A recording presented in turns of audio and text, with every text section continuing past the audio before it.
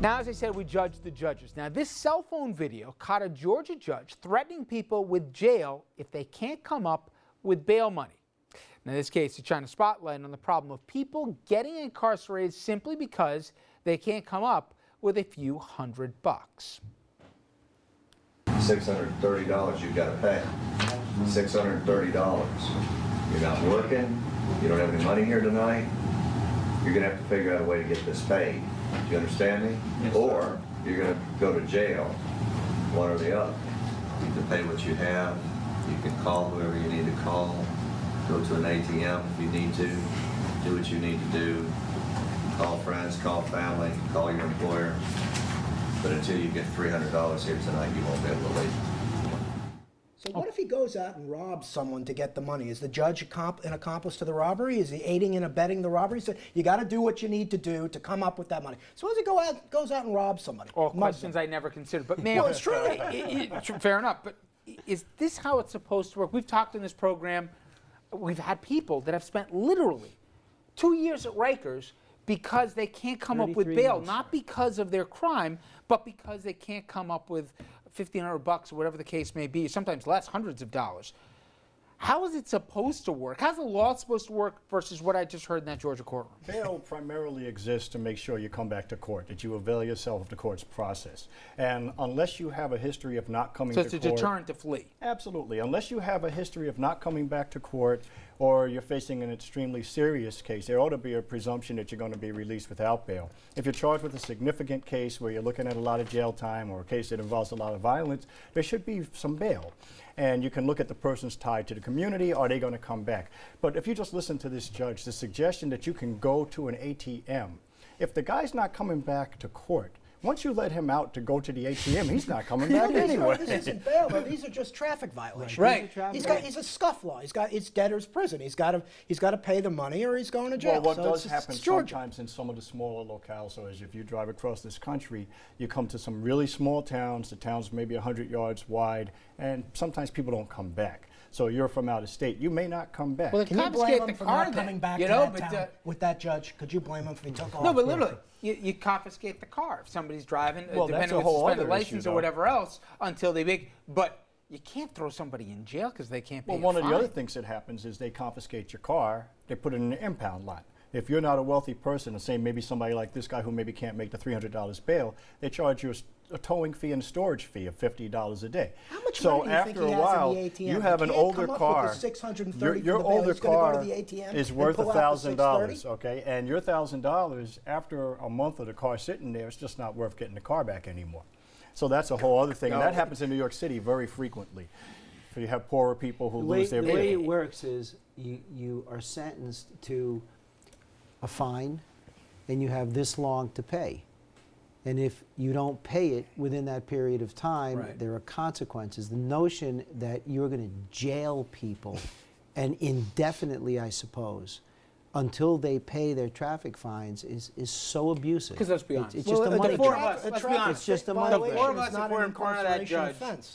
us, if we're in front of that judge, we're not spending a night in prison. That's right. But you talk to other people, and I'm not trying to do a social soapbox here, that can't make the scratch, they go to jail? Yeah. So it depends on the size of your pocketbook, literally. We always joke around about the law, but that's really what it happens. But it also makes you go back to what we talked about last week when you talk about the judge that was making money by sending the kids to jail. So now you have to, this judge isn't sitting there and there's no smoking gun right now, but you know, that is business for the county jail. So that's going to support your local correction officers. It's going to support the need to have that jail there.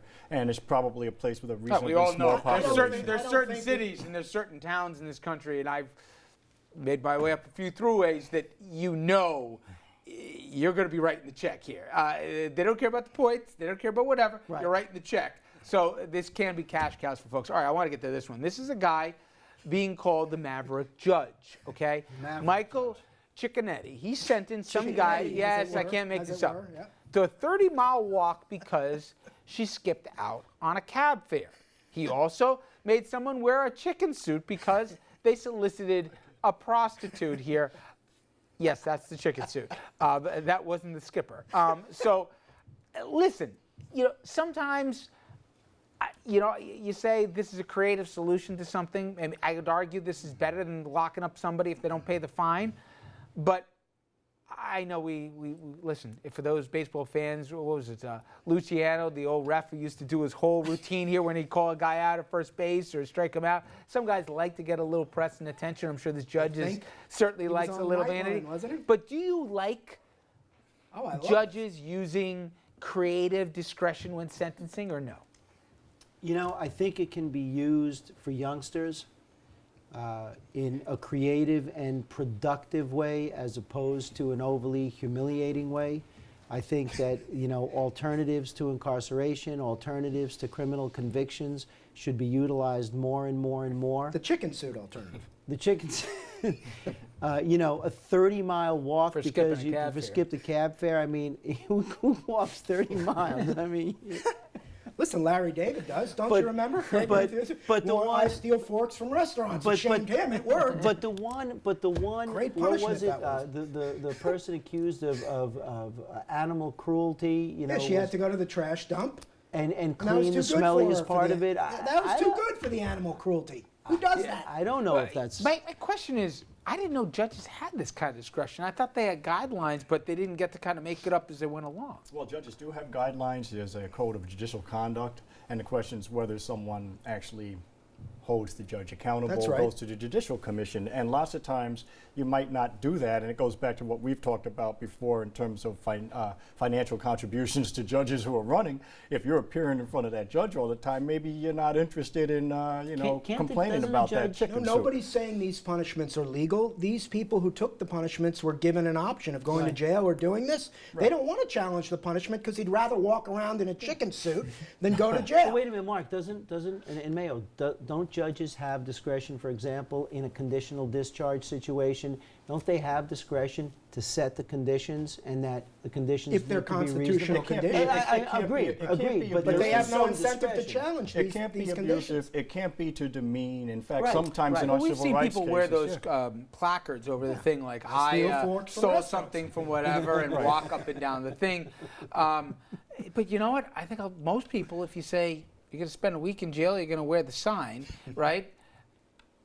I don't know. I wear the chicken suit at home, so this would be no I was about to say, this is just a regular Saturday for Mark. All right. Coming up next here, serious story. White Plains man who was killed by the police in his own apartment. Many of you have heard this story, and the officers have been cleared in the case. But now the family is suing the city of White Plains for $21 million. And I've got a man at the table who's very involved in this case.